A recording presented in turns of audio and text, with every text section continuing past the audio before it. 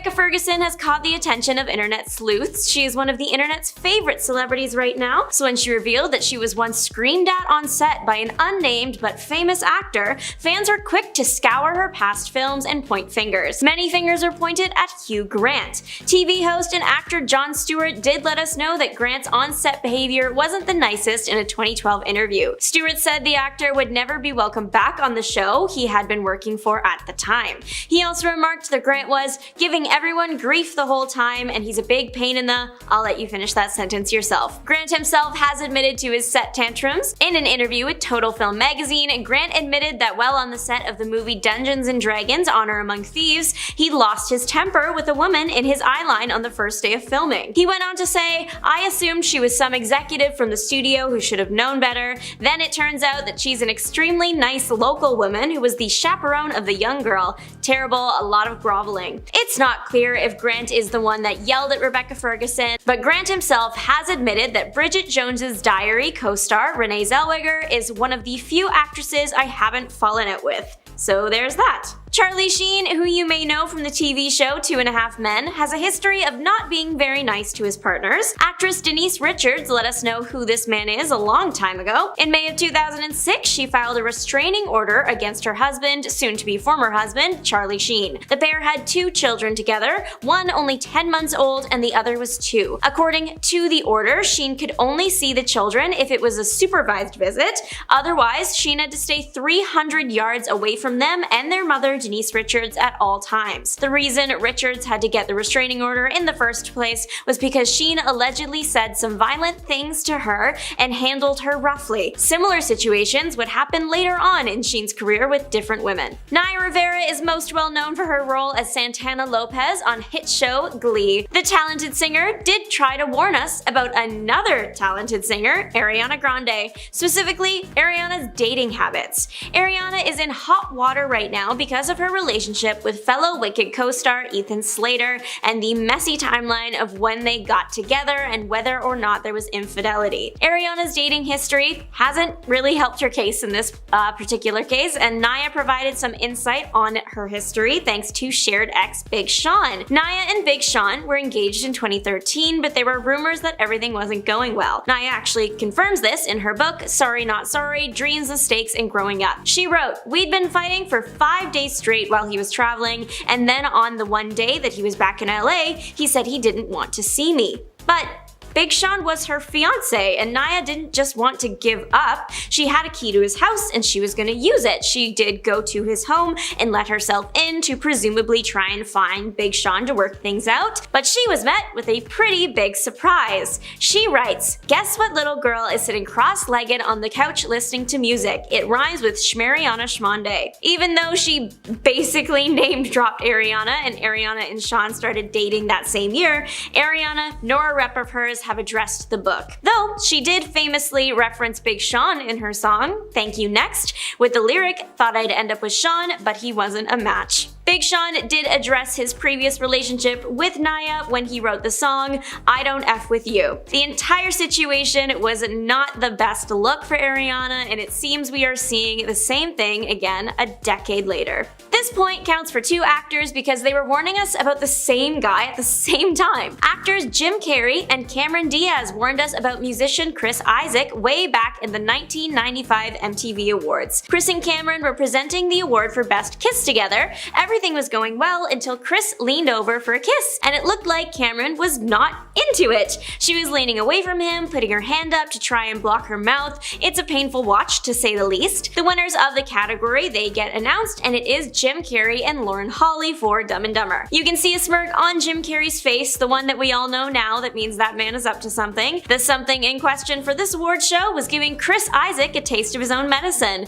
While Cameron passed the award to Lauren, Jim and Chris shared a quick kiss. Much like how Chris grabbed Cameron, Jim grabbed him. The camera doesn't catch the side angle, it's switched from that pretty quick, so we don't know if it was a real kiss, but Chris is seen wiping his mouth after and looks a bit more uncomfortable than before.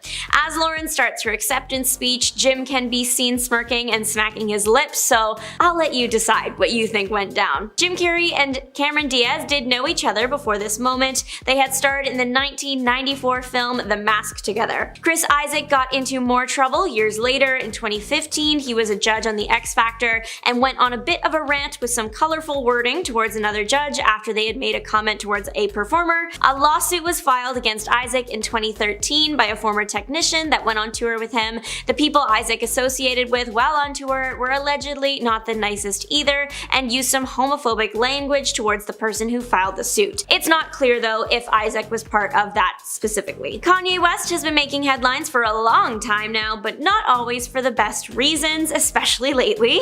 Kanye has been making some pretty controversial statements about the history of black people in America, saying certain 400-year-long bad parts sound more like a choice to him, but Kanye has always exhibited some slightly unhinged behavior and said some wild things. That 2009 VMAs moment with Taylor Swift is probably the most famous example. He was literally just a guy in the audience, not a presenter, not performing, just in the audience. Well, not for long. He jumped up on stage and then after his little speech, he was allegedly ushered out of the building. It wasn't until years later that we actually got clarification from him on why he decided to steal the spotlight like that. He explained all of this on Nick Cannon's YouTube talk show, Cannon's Class. Kanye said, "If God didn't want me to run up on stage and say Beyonce had the best video, he wouldn't have sat me in the front row. I would have been sitting in the back." But when you put it like that, point is, his most recent comments are still shocking, but more expected when you take into account past behaviors.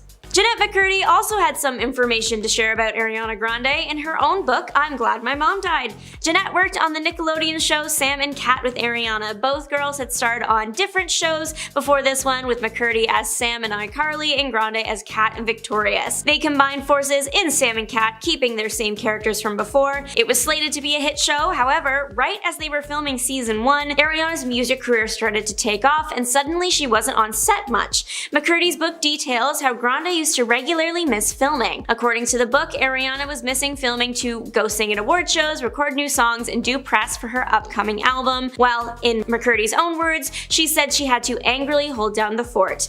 McCurdy does admit that a lot of her ill will towards Ariana was rooted in jealousy. She was jealous of the fact that Ariana was able to miss filming, and McCurdy hadn't had the same opportunity to do that when she had asked to do that in the past. McCurdy writes that she had to turn down 2 features she had booked while working on iCarly because the team for the show wouldn't write her out of the episodes so she could go and film. However, while filming Sam and Cat, Ariana would sometimes miss up to a week at a time. McCurdy writes, "The week where I was told Ariana would not be here at all and that they would write around her absence this episode by having her character be locked in a box? Are you kidding me? So I have to turn down movies while Ariana's off whistle-toning at the Billboard Music Awards?" Continuing with, "This is what it is. Ariana misses work in pursuit of her music career while I act with a box." Apparently, what really made McCurdy dislike Ariana and feel really jealous was when Ariana told McCurdy that she had spent the previous evening playing charades at Tom Hanks' house.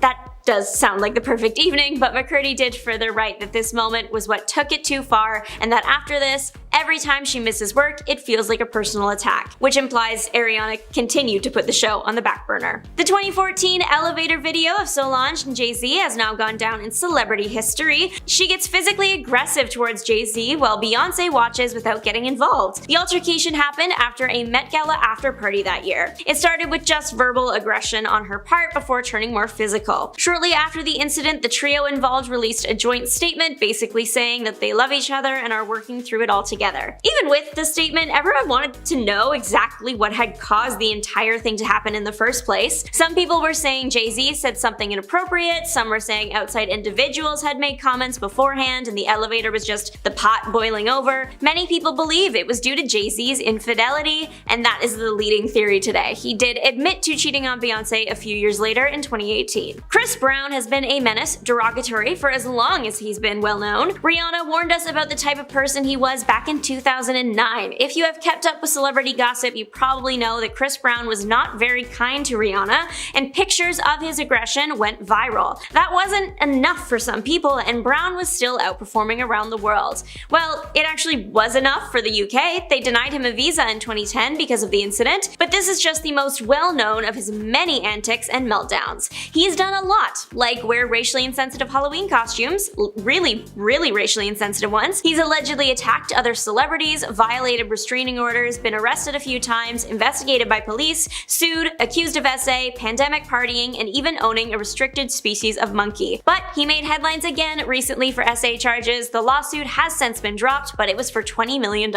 You might know Bob Guccione from the 4-part limited series on A&E, Secrets of Penthouse. Bob owned the adult magazine Penthouse. The series is about living with him and all the horrible things he did. You also might know him as he was one of the big guys Pamela Anderson and Tommy Lee sued over their adult tape. Now, we see this man for the terrible person he was, but there were always signs. The adult tape thing didn't happen until 1995 or 1996, and a limited series came out in 2023. But way back in 1989, adult film actress Anika De Lorenzo filed a lawsuit against Bob for harassment claims of the adult nature, alleging that he coerced her to engage in activities with business partners and associates. She did win the case and was awarded $4 million. But unfortunately, no one really listened to this entire situation, and Bob didn't suffer much from it. This was barely a dent in his fame or fortune at the time. He was at one point considered one of the richest men in the US and owned the biggest penthouse in New York, but filed for bankruptcy protection in 2003.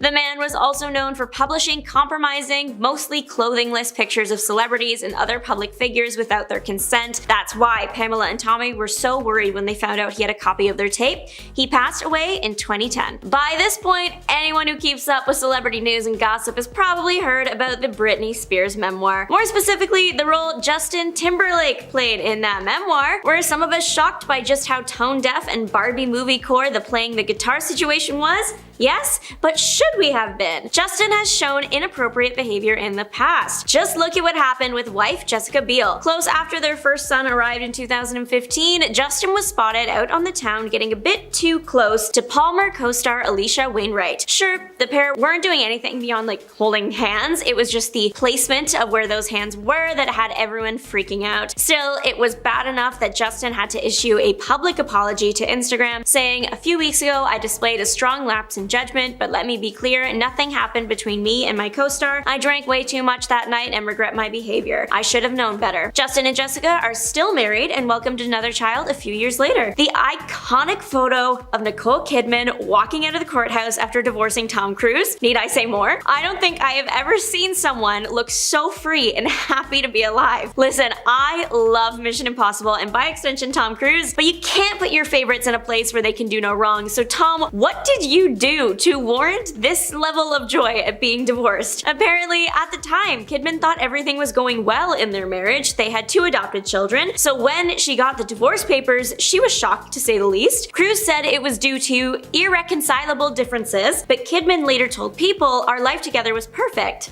Okay. Kidman did continue later, sharing, "This was a great relationship. I think it ran its course." She hasn't shared much about the marriage, stating that it helped her feel safer in Hollywood. No one would dare cross such a big movie star by hurting his wife, and the 11 years they were married were important for them and their kids. Taylor Swift wrote almost a whole album warning us about John Mayer, with the most obvious track being Dear John. John Mayer did not appreciate the possible song dedication, saying, "It made me feel terrible because I didn't deserve it. It was a really lousy thing to do. I was caught really off guard." That's fair, but Taylor never confirms who her songs are about, and even said that Mayer was presumptuous to think the track was even about him. Just for fun, if Dear John was about Taylor's relationship with John, the lyrics are a pretty heart-wrenching depiction of our relationship. Taylor singing, "Don't you think 19's too young to be played by our dark twisted games, and you are an expert at sorry and keeping the lines blurry, and wondering which version of you I might get on the phone tonight. That's not a good look." No wonder John was so mad. But this isn't even the biggest controversy attached to his name. John Mayer has gone on record saying the N-word. He also made some very weird public comments about his private love life with then-girlfriend Jessica Simpson. More recently though, in 2022, then 45-year-old Mayer apparently stepped out on a date with 22-year-old Kiernan Shipka. The pair hasn't been spotted out since, and it's been over a year, so maybe it was just 2 friends hanging out, or maybe the angry internet mob got to them. Jessica Alba warned us more about Gwyneth Paltrow's show's business than the woman herself, but she does run the business, so I think it counts. Back in 2013, Jessica Alba was out on a press tour for her new self-help book, The Honest Life: Living Naturally and True to You. In an interview with the New York Daily News, Alba was asked if the book drew any inspiration from Paltrow, because Paltrow owns Goop, a wealth and lifestyle brand. So they're both working at like similar things. However, Alba was quick to separate the two, saying, "Gwyneth Paltrow probably lives a very similar lifestyle, but I didn't grow up with a bunch of money, so my tips are much more grounded, repurposing things and making things at home." Alba's book is on average sitting at a 4 out of 5 stars on multiple book recommendation sites, and Goop is also doing well, but at what cost? They went viral for a few odd candle scent choices, and in 2023 they had to pay $145,000 in civil penalties for selling products with unsubstantiated health claims. That just means unproven health claims. In 2019, the In Goop Health Conference was held in an expensive hotel in London. Nightly room prices were averaging $1,300. Back to that silver spoon thing. Paltrow herself found her name in the headlines last year for the infamous ski accident. She was in the right in the end, but it did come with its fair share of viral moments, including the plaintiff's lawyer and Paltrow talking about how tall they were, and later Paltrow remarking, "Well, I lost half a day of skiing." Yes, some social media users think this entire thing was the second season of Jury Duty with how ridiculous some of it was. Do y'all remember the Don't Worry Darling press tour? That entire thing felt like watching a reality TV show. What do you mean Harry Styles maybe spit on Chris Pine? What do you mean the lead actress allegedly had to take on a directorial role? Just so many things. Florence Pugh was pretty absent during the film's premiere at the Venice Film Festival, but she did make her red carpet appearance. While Florence hasn't gone on record explicitly saying anything, her silence is just as loud. When she was first signed on to the project, Pugh seemed incredibly excited about it. She posted multiple times on Instagram expressing this. But when it came time to promote the movie and when the film actually came out, she barely said anything. And when she did, she almost always left director Olivia Wilde out of it. The few times Pugh has spoken about the film, it seems like she is directly contradicting something Wilde said. A big sore spot that came up even before filming started was around the casting of Shia LaBeouf. LaBeouf had been accused of quite a few bad things by ex-FKA Twigs, and therefore Florence allegedly did not feel comfortable working with him. At first, Olivia came out saying she agreed, and that's why he was fired. However, LaBeouf came forward and basically said Olivia was lying. He shared screenshots and a video from Wilde that made it seem like she was actually on LaBeouf's side. It was right around when these got released that Florence confirmed she would not be promoting the film with Wilde. That's suspicious, that's weird. There was also this rumor floating around for a while that Florence allegedly took on more directorial duties during filming, as Wilde was preoccupied with Harry Styles. This is yet to be, and probably never will be, confirmed. Forever ago, a decade or more now I think, Taylor Swift and Katy Perry did not get along. Technically, Taylor Swift fits this video because she has a few acting credits, sorry if I made you think about Cats 2019, and Katy was in Smurfs. Mostly, Taylor and Katy are singers. Back when Taylor was out on her Red World Tour and Katy's Prismatic Tour was just starting, 3 of Taylor's dancers left before the Red Tour was over to join Katy's tour. Taylor was not happy about this at all and told Rolling Stone that an unnamed pop star, like everyone thinks she's talking about Katy, an unnamed pop star basically tried to sabotage an entire arena tour. She tried to hire a bunch of people out from under me. Then Katy seemingly responded on Twitter with the cryptic, "Watch out for the Regina George in sheep's clothing." The feud went on for years and a few songs were written that were of course not about this. Thankfully, the two pop icons have buried the hatchet and did so in a big way. They were shown towards the end of Taylor Swift's You Need to Calm Down music video with Katy dressed as a hamburger and Taylor as fries hugging it out. This literal beef is so old now, but the song Bad Blood is forever. Katy even went to the Eras tour and posted a video of her react Bad Blood, all in good fun. James Franco has now found himself in hot water as 5 women have come forward accusing him of inappropriate misconduct. But we should have seen this coming if his past behavior on film and TV sets is anything to go by. Busy Phillips has let us know what kind of person James Franco is from the beginning. The two worked together on the 1999 TV series Freaks and Geeks,